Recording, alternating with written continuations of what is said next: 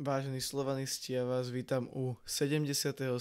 dielu Belasieho podcastu. Od Belasí mikrofónov vás zdravím ja Paťo, čaute, Maťo Čaute. a Šimon. Čaute. No a dneska nás čaká klasicky viacej zaujímavých tém, ktorým bude kráľovať zápas so Žilinou.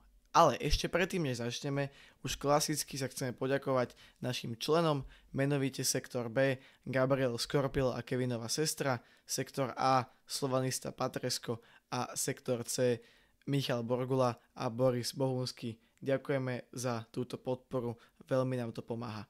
No a teraz už môžeme prejsť rovno na Žilinu. Dneska začneme tak netradične. Mňa chlapci zaujíma, aké boli vaše prvé pocity po tom zápase? Ešte predtým sa dostaneme k nejakému celkovému hodnoteniu. Že ten prvý pocit po zápase, keď proste skončil zápas. Ideš prvý, Šimon? Tak môžem. Tak prvé pocity bolo to, že také sklamanie, veď predsa len to druhá prehra v rade v lige, čo vlastne myslím, že prvýkrát, som niekto som to čítal, že prvýkrát to je vlastne v sezóne, že dve ligové prehry po sebe. Hej. A také no, a so Žilinou ešte aj vlastne, keď vlastne, aj keď Žilina vlastne už je z toho najhoršieho vonku, to vlastne už to nie je taká, že ako vlastne bola na začiatku tejto časti, ale predsa sme majster, to teda povedať akože, že už vlastne v tej lige je ťažko namotivovať tí hráči sú unavení, máme staršie mužstvo, takže už to ako ťažko to hodnotiť, ale bolo tam určite sklamanie, vlastne Savidisová červená karta po zápase. No tak za mňa tiež to panovalo asi to sklamanie po zápase, lebo predsa len mal to byť zápas, kde oslavujeme tých 105 rokov Slovana. Bolo to v takom dobrom čase, za dobrého počasia, aj podľa mňa na to, že to bol ligový zápas a na tú Žilinu veľa ľudí nechodí, tak tentokrát sme mali celkom slušnú návštevu. A bolo také, že podľa mňa veľmi veľa zbytočných chýb sme tam porobili a to sa potom ukázalo aj na tom výsledku a škoda toho zápasu, tak jak si vravel, tá druhá prehra v ráde, čo moc nepoteší teda, tak hlavy hore a už ideme ďalej. No. Môžeme ísť ešte k samotnému prebehu toho zápasu. Celková atmosféra, podľa mňa, na pomery ligy pomerne dobrá, skoro 6,5 tisíc divákov, s tým, že bola pre zápasom aj fanzóna a nejaké sprievodné akcie, čo minimálne tej návštevnosti aspoň v niečom pomôže. A také tie očakávania boli veľké, predsa len, jak si povedal, boli to tie narodení toho klubu, predposledný vlastne ligový zápas domáci na Tehelnom poli v tejto sezóne, takže sme všetci asi dúfali v to víťazstvo. Bohužiaľ nepodarilo sa. Čo sa týka gólov, veľmi rýchlo sa Žilina presadila bile. Tam sme v tom zápase, pri tom vstupe v tej formácii 4-2-3-1 nebolo to úplne ideálne. Už sme si navýkli na tých troch stoperov. Vladovi to tam tiež až tak na tej desiatke nešlo. Potom to skúšal zľava, skúšal to sprava. Trošku to točili ten útok. Moc to nefungovalo. Podarilo sa nám ale zrovnať na 1-1 gólom Cezara Blackmana, čo je taký trošku sviatočnejší strelec. Následne ale len o pár minút na to vrátil v Žiline vedenie Samuel Ďatko, ktorého si my veľmi dobre pamätáme, keď nám dal gól v Podbrzovej a vtedy rozhodol to, že nás Podbrzová ako čerstvý nováčik a čerstvý víťaz druhej ligy porazila v prvom kole vtedy ešte Fortuna ligy. No a teda tak sa išlo aj do šatní za stavu 1-1. No a 1-2, pardon. V druhom polčase Nino Marcelli krásne, to musím naozaj pochváliť, to bola famózna strela.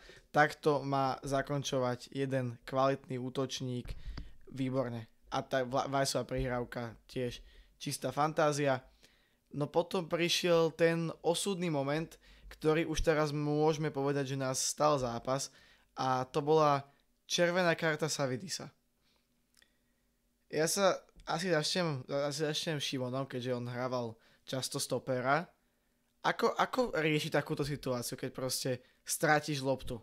Ako veľmi to vlastne Savidis pokazil? to nebolo ani o tom, že stratil loptu, tam bol proste úplne zlý prvý dotyk, ktorý bol vlastne, odskočil mu to jak od radiátora, to proste bola, riešil to ako to riešil takým MMA chvatom už, ale neviem, podľa mňa mal skôr zabojovať nejak ako nie určite rukami, lebo to bolo jasné, že tam je rukami, možno by to Borian ešte aj chytil, keďže Borian bol celkom blízko, ale aspoň to nebola penálta, ale tak tam bol fakt problém, ten prvý dotyk, ktorý bol fakt katastrofálny, hráč na jeho úrovni a hráč Slovan Bratislava by tento takýto dotyk proste nemal mať ani keby stalo po noci a po neviem aké noci. Takže to bol posledný hráč na línii. Maťo, ty si to ako videl? No tak jak povedal Šimon, chyba bola v tom prvom dotyku, on vlastne ako defenzívny záložník si zbehol na pozíciu stopera. To znamená, že keď strátil, za ním bol už len brankár a riešil to, ako to riešil. A tam z pozície z toho stopera alebo z tej pozície v podstate není nejaké riešenie v tejto situácii. Tam to treba buď nechať na toho brankára, keď vidí, že sa potom vie hodiť, alebo spraviť teda faul ideálne mimo tej 16-ky. No stalo to červenú kartu. Podľa mňa, keby si toto viacej premyslel, že možno nejakú sekundu, dve by ho nechal ešte utekať a potom by nejak zahral o loptu, tak možno by dostal žltú, OK, ale riešil to, ako to riešil, bolo to vidieť. Takže myslím si, že nikto by sa nehádal za to.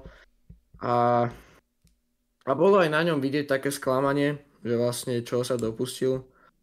No a tak, jak sme povedali, nás to v podstate stalo zápas, my sme 30 minút hrali o jedného menej a nakoniec sme dostali ten gólik, no.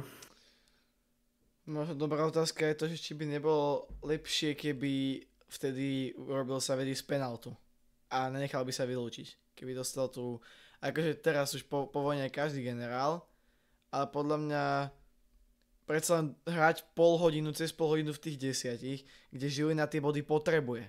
Žilina potrebuje tie body, Žilina bojuje o európske predkolá.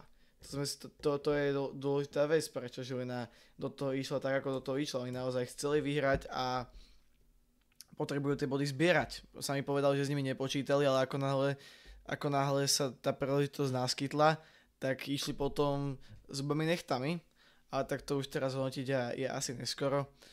No a teda úplne na konci celého zápasu zaklincoval výsledok Adang po prihrávke Minárika, kde tá lopta prešla asi cez dvoch obrancov, ktorí aj Borianovi zatienili výhľad, no a prepadla až do samotnej bránky a Žilina sa dostala do vedenia 3-2, ktoré si už udržala, potom sme tam mali možno ešte nejaké 2-3 minútky, keď sa hralo, ale to už bol skoro taký nejaký platonický pokus o to ešte s tým zápasom niečo spraviť. Poďme ale k tým rozostaveniam. Jak sa vám ľúbil Lukáš Paušek na strednom záložníkovi, ktorý tam vlastne začínal od začiatku, neodohral tam toho veľa, povedzme sa celá do polčasu, ale asi zaujímavý ťah, že práve pravý obranca na stredného záložníka, akože ono v Európe sa to už vydáva, ale není podľa mňa zrovna vice tréner, ktorý by chcel takéto veci im tak nejak akože zaradiť do svojich taktík, či? Akože mne Paušo už takého dlhodobého hľadiska, keď ho vydávam, mi príde, že on není práve hráč do nejakých útočných formácií a všeobecne jemu ten kraj obrany svedčí, on si to tam vie podržať, on sa vyžíva v tých osobných súbojoch, akože vydávam to na ňom a neviem, čo to bolo teda záťah. Akože nehral tam nejak úplne zle a tréner Weiss teda skúša nové veci, čo nepoviem, že som z toho nejak úplne natešený, ale zase uvidíme, možno niečo sa podarí. Presne tak, že kedy teraz máme na to často skúšať, tak prečo nie? Tam vlastne bolo to dosť spôsobené tým, že bol Savvidis jediný dostupný obranca, stredný záložník, či už kvôli kartám alebo kvôli zraneniam ostatných hráčov, respektíve Kankava vieme, že dostal pauzu kvôli nejakému vyhoreniu, dajme tomu.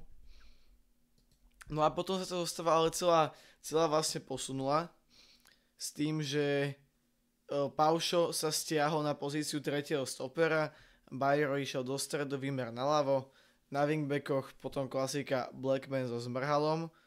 Veľmi zaujímavý bol však ťah s mladým Weissom do zálohy, ktorý ten vstup do toho zápasu nemal ideálny, ale jak išla ďalej tá hra, jak ten zápas pokračoval, tak sa Weiss do toho čím ďalej tým viac dostával a na konci zápasu, respektíve na konci od nejakej 30. minúty do konca, tak by som povedal, podával naozaj vynikajúci výkon, pracoval s loptou, naozaj svedčilo mu to v tej zálohe, síce nechodil toľko do tých súbojov, ale tak Savedistu pomerne čistil, až jednu loptu dočistil. Ale Vlado podal naozaj výborný výkon, hovoril po zápase, že tá Achillovka drží a že celkovo ho nič nebolí. Otázka, nakoľko to je pravda, pretože ja som si cez zápas všimol niekoľkokrát, že si Vlado chodil vlastne na lavičku a niečo tam riešil, či už s trénermi, hlavne s trénermi alebo celkovo s realizačným tímom, tak dúfajme, že to boli iba taktické pokyny. Pretože takéhoto Weissa chceme, takéhoto Weissa potrebujeme a s takýmto Weissom toho môžeme ešte veľa dokázať, ak bude takto hrať. Ako doteraz. Teraz to vlastne vyzerá, že ten koniec kariéry, o ktorom sme sa bavili, tuším v minulom dieli, nie je ešte stále až tak blízko, ako sa pôvodne zdal. Vidíte vy ešte Weissa v tej európskej zostave, keď to takto poviem? No, tak ja si myslím, že určite, pretože vieme, čo sa cez to leto všetko asi stane, že bude sa to celé točiť a on bude podľa mňa taká tá stálica aj tak v tej európskej zostave, lebo čak vieme, že keď sme ho tam nemali, tak nám tam veľmi chýbal a bolo proste na ňom vidieť, že žije s mužstvom aj mimo toho ihriska. Často, keď bol zranený, tak sme ho vydávali na lavička a tak ďalej, takže vieme, že on chce hrať tú Európu, takže ja si myslím, že určite on do európskej zostavy patrí. Neviem si tam predstaviť nejakého iného záložníka zatiaľ, kým viem, že on je v Slovane a je schopný hrať Európu. Ja súhlasím so všetkým, vlastne to tak, že Vlado kým bude vlastne mať tú Achillovku po poriadku, ale tam tu bude veľmi otázne, keďže vlastne Achillovka tam stačí fakt maličko to poškodiť a je to opäť vlastne v tom stave, ktorom to nechce, aby to bolo. Ale určite ho tam vidím, keďže má na to kvalitu, teraz to ukázal v poslednom zápase, že aj po takých zraneniach ťažších, síce tie prvé zápasy mu nevychádzali, ale teraz sa už do toho vracie pomaličky, že naberá tú formu späť a aj napriek svojmu veku, tak už podľa mňa má na to hrať tú Európu za Slovan. Keď sme pre tej Achillovke, tak vieme, že istý,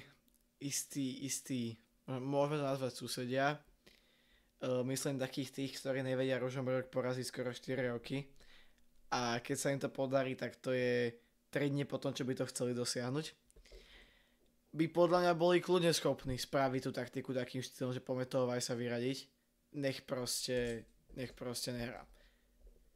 Bohužiaľ. No, a keď sme pri tej európskej zostave, tak môžeme plynulo asi už prejsť o tej Žiliny. Asi sme povedali všetko, čo sme tak nejak chceli. Proste nešťastná prehra. Výkon bol pomerne dobrý, aj keď nebolo tam už vidno takéto chcenie. Možno podľa mňa mohli dostať šancu aj viacej tí mladí hráči. Respektíve tí hráči z Bčka, že či by tam do toho nedali možno trošku viacej, ale tak to už teraz polemizovať. Moja otázka, ale ešte predtým, než odídeme, teraz som si spomenul ešte, že je to, že nebol Boria náhodou na dovolenke? Len tak sa mi niečo marí, že on mal dostať voľno a že mal chytať Hrdina s Trnovským. A ja kúkam a on je v bránke. Plus druhý gól Žiliny, ja som vám normálne dostal flashbacky na Aďa Chovana. To bol čistý jeho gól. To bola, že normálne klasická Chovanovka.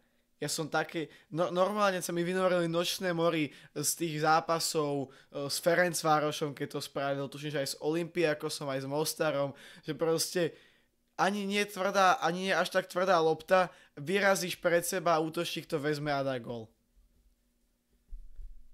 To bola akože čistá chovanovka, Milanovi ten zápas moc nevyšiel. Otázka je, prečo stále chytá on a prečo nedostávajú tie šance Trno s Radinom? Rozumiete tomu už, alebo už aj vám to za také proste zvláštne, keď tvárime sa tu, že on má vlastne odísť a teraz čo? Jak sme na tom? Treba brankára? Netreba brankára? Poslať na hosťovanie tých chalanov mladých, alebo čo? Lebo on chytá toľko zápasov, že sa do tej bránky nedostanú. Takže, jak to vlastne je?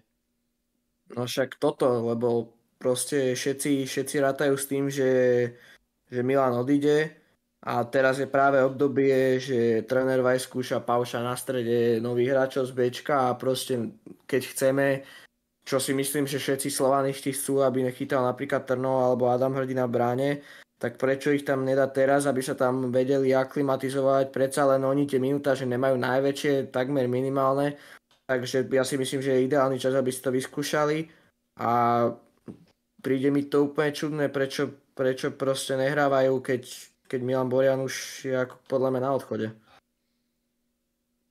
Zase otázka je to, že Milan sa zasekol v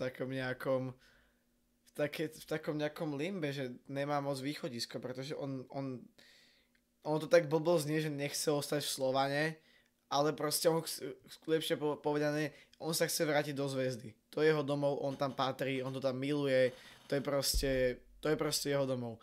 Ale Zvezde s ním nepočítajú a dokonca už vlastne kolujú také chýry, že zháňajú ďalšieho brankára, aby vlastne Boriana nemuseli si nechať ako dvojku.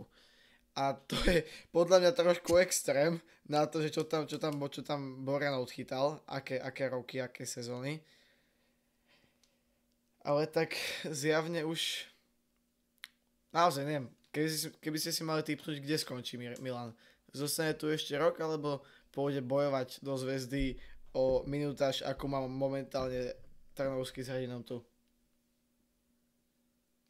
No, podľa mňa jemu to ego plán nedá pojať do tej Zvezdy naspäť a minimálne pár zápasov v lete skúsi tam nejak zabojovať a podľa to sa rozhodne, kde skončí, akože, ale má ako kvalitu, no to treba ako povedať, že fakt tú kvalitu má, alebo mal minimálne do vtedy, kým sa niečo vlastne, kým o niečo šlo, tak dotedy chytal dobre. Odtedy to aj keby s iný dole bolo troška, ale podľa mňa ako v Zvezde mu nedajú to isté, podľa mňa, a kde skončí otázka, ale podľa mňa fakt pôjde tam do tej Zvezdy minimálne na pár mesiacov v lete a tam sa uvidí. Ako za mňa, podľa mňa to je taká typovačka, lebo však to rozhodnutie je na ňom, to tom asi nikto nebude nejak rozhodovať, si myslím, a tak jak povedal Šimon, že pôjde podľa mňa tiež skúsiť tú Zvezdu, ale akože nebude to tam mať ľahké, takže uvidíme, no, má už taktiež svoj vek, takže keby reálne bol sezón v tej Zvezde, nemal by minutáž a už by to sekol a dal akože koniec futbalu, tak by som sa moc nečudoval. Takže tak. No dobre. Keď sme pri tých prestupoch, môžeme aspoň trošku okrajovo, lebo však my tu slúbujeme už 2 mesiace ten prestupový podcast, ktorý príde a bude ich aj viacej, lebo však špekulácie budú snáď nejaké. A to, že sme prišli momentálne o ďalšieho útočníka, o tom nám viac povie Maťo. Áno, tak v piatok sme sa dozvedeli, že vlastne klub nám teda oznámil, že sfinalizovali dohodu o rozviezaní zmluvy s Gersonom Rodríguezom a bolo tam teda vyjadrenie. Ivan Kmotrík sa vyjadril, že ho to mrzí, že to takto dopadlo. A tam aj potom v nejakom rozhovore predniesol, že nebola to lacná chyba. A je to teda už doriešené, Gerson u nás nezostáva a je teda rozviazaná zmluva. Takže Gersona už neuvidíme ani v Bratislave. Nie už na Slovane a na Tehelku.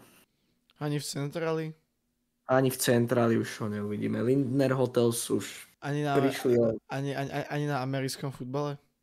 ani na americkom už Lindner Hotels prišli o stáleho zákazníka. Je to škoda. Je to škoda na to, aký mal výborný úvod a jak sa nám javilo od začiatku. A potom to takto zazdil, aj keď možno škoda, že bol vylúčený rovno, ale zase my nevieme, že možno tam naozaj bola dohoda, že ako náhle spraví čo len malý kiks, tak bude rovno vyradený z mužstva. Po tých všetkých veciach, ktoré sa mu diali už predtým v predchádzajúcich jeho pôsobiskách, takže k tomuto sa vyjadrovať. Je to rozhodnutie trénera Weissa, vedenia a my ho musíme rešpektovať a to, čo urobil, je nepripustné, takže toľko k Gersonovi, no a s tým súvisia aj ďalšie vyjadrenia trénera Weissa na tlačovej konferencii po zápase s MŠK Žilina, ktoré boli pomerne ostré a pomerne tvrdo vlastne na rovinu povedal, že ak Slovan v lete zaspí a nedobuduje ten tím, tak ako by si on predstavoval, tak to bude veľký problém a že nevyhrá ligu. Čo podľa mňa sú možno až moc tvrdé slova, lebo myslím si, že aj tento momentálny tým, keby začal tú ligu hrať od začiatku, tak ju podľa mňa vyhrá. Nebude mať náskok 19 bodov, alebo teraz máme tuším už menej možno aj. Ale vyhrajú. Hej, teraz máme už len 16. To už je málo. Treba to zvýšiť. To je akože, halo, schopme sa, 16 bodov. No. Ale hovoril tam o pozíciách, tak tých, čo vlastne všetci vieme. Brankár, obranca, krajný obranca, záložník a dokonca povedal, že krídelníci a útočníci 2 až 3. Takže to som veľmi zvedavý, že čo z tohto bude a či to náhodou neevokuje už aj odchod nejakého z našich ofenzívnych hráčov. No a potom taktiež povedal, že Slovan potrebuje odkúpiť strelca zo Specie, čo bude podľa mňa veľmi ťažké. Hlavne s tým, ako funguje naša prestupová politika. Takže to leto bude ešte veľmi zaujímavé, no a my dúfame, že sa nestane to, čo v zime, keď sme tiež čakali veľké veci a nedošlo k ničomu, lebo už medzi tým bol aj rozhovor s Ivanom Kmotrikom, ktorý sa tam netváril úplne, že by teraz išiel nadšene investovať do nových posíl a do nového kádra SK Slovan Bratislava. Či? Vy ste ten rozhovor videli tiež, nie? Myslíš ten taký dlhý, čo? No, ten hodinový. No. Neviem, či som to celé dopozeral, ale väčšinu som videl. No. Že bol taký, že neprišiel mi taký, že by teraz chcel v lete rovno míňať veľké peniaze.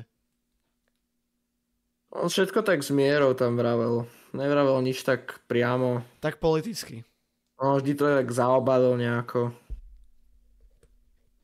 No a v tom rozhovore, koľko dneska dávam aké oslé mostíky, v tom rozhovore sa bavili aj o téme fanshop, ktorý má byť otvorený vlastne niekedy začiatok polka júla, keď bude prvé predkolo Ligy majstrov sa hrať na štadióne. No ale ja som sa na ten fanshop bol pozrieť po Žiline a ja som odfotil fotky, ktoré som chcel dať na Instagram, čo vám tam robíme ten fanshop progress update. Ale mne je normálne ľúto, alebo nie že ľúto, mne to je úplne, že blbé tam dať 3-krát také isté fotky. Pretože jedinú zmenu, ktorú som si ja všimol za ten mesiac aj niečo, čo vám tie fotky tam dávam, je to, že sa jedna hromada takých tých modrých kartónov presunula asi o 3 metra ďalej.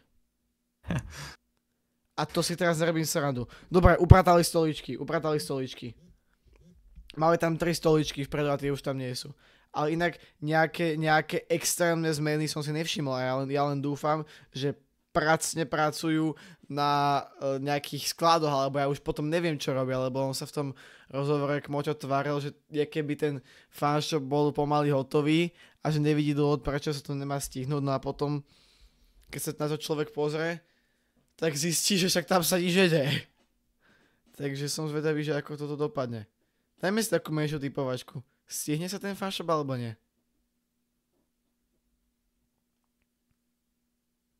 No, vidíš. Ľudia, napíšte do chatu, čo myslíte. Aj vy. No, chlapci. No. Ja sa obávam toho, že sa nestihne. Lebo akože, aj ako si hovoril to tempo, aj tie fotky, čo si vlastne dával, alebo ukazoval, tak nemal nejaký veľký progres. A sa na niečo sa vyhovorí a bude to zase o nejakého možno pol roka alebo rok ďalej posunuté. No a ja si myslím, že ten fanshop sa nestihne a vo veľmi krajnom prípade to skončí tak, že bude nejaká určitá časť otvorená a bude to vyslovene vyriešené nejakým obyčajným pultíkom a za tým budú vystavené tie produkty a bude to v tom priestore, ale fanshop hotový nebude, lebo videli sme tie návrhy a to má k tomu ešte tak ďaleko, že A to sú keby veľké veci. keby to stihli do konca školských prázdnin, alebo dajme tomu do konca septembra, tak to by bolo ešte, že na naše pomery veľmi, veľmi dobré. Lebo tam ten čas je vlastne 2 mesiace. No. A otázka je, či za 2 mesiace si schopný vybudovať kompletne celý fanshop. Teoreticky si, ale to by si musel makať každý deň. Lebo tam boli veci, aj tá kabína, nejaké drevené veci, obrovské veľkoplošté obrazovky, tá vitrína pred samotným fanshopom sklenená a takéto veci, čo to nespraví, že za týždeň, že ho šup a mám. Musíme veriť, ale nestihne sa to, vyrieši sa to ako kmotrikovsky, ako zimné prestupy. No to je presne to, čoho sa my obávame. Je pred tým letom podľa mňa veľký otáznik vo vzduchu a máme dôvod sa báť toho, čo môže prísť. Určite podľa mňa. No dobre. Ideme už nejakú polhodinku. Ľudia ešte možno napísať nejaké otázočky do chatu. Ale keď už sme dneska boli pri tom jubileu nášho klubu 105. narodeniny, ktoré sme teda nakoniec neoslavili víťazstvom, tak máme tu ešte jedno nie je to jubileum, ale ešte jeden sviatok. A to... Tak je to tak vlastne. Presne v tento deň, vlastne natáčame to 7. maja, čiže 7.5. V roku 1972 sa narodil Peter Dubovský, ktorý vlastne nešťastne zomrel. A teda je to také, vlastne jeho narodenie sa tento deň oslavujú. Je to také horko-sladké, by som možno povedal. Obrovská legenda klubu a obrovská škoda, že neodohral toľko zápasov, či už za klub, alebo celkovo za svoju futbalovú kariéru, než by sme si asi my predstavovali. Bohužiaľ. Takže také trošku smutnejšie na záver. Vidím, že už ani vy nepíšete ďalšie otázky. Takže, chlapci, vy máte ešte niečo? Ja už nemám nič. Asi nie. Dobre. Môžeme ešte teoreticky upozoriť na tie prípravky, čo si Maťo hovoril, že budú na štadióne. Áno, tak tento týždeň prebieha na tehelnom poli vlastne není na to určite nejaký presný názov, ale vlastne Slovanistická akadémia, čo znamená od malých prípraviek až po žiakov dorast si zahrajú svoje ligové zápasy počas týždňa na tehelnom poli. Viem, že už dneska sa hrajú nejaké ligové zápasy. My sa tam poďme pozrieť asi štvrtok na kategóriu U16, U17. A samozrejme počas celého týždňa tam sú zápasy. Vstup je tam zadarmo, predpokladám, takže kto by chcel pozrieť možno nejakých kamošov v svojom veku, čo vie, že hrajú za Slovan, tak nech ich príde podporiť. Určite aj pre tých hráčov je to zážitok, pretože veľa futbalistov si na tom tehelku nezahrá, aj keď hrajú futbal možno na vyššom leveli, pretože to je prémiový štadión. Však pamätáme si, ako nám rozprával Maťo Trnovský pred rokom o starom tehelnom poli, keď tam ešte hral ako malý chlapec, že to bol obrovský zážitok. Takže my ho doprieme určite aj ďalším mladým nádejam nášho milovaného klubu. Dobre, tak to by bolo asi pre dnešok všetko. Máme takú príjemnú polhodinku. My dúfame, že sa vám tento podcast páčil, taktiež dúfame, že všetci hromadne vycestujete do Podbrzovej, aj keď už o nič nejde, treba Slovan podporiť až do konca sezóny, lebo ako my aj hovoríme, že tá sezóna sa ešte neskončila a treba ísť až do konca s tým tímom. Takže dneska som tu bol s vami ja, Paťo, čaute, Maťo. Čaute. A Šimon. Čaute. Vidíme sa v Podbrzovej a potom na oslavách 6. titulu v rade. Čaute a pamätajte, spolu sme Slovan.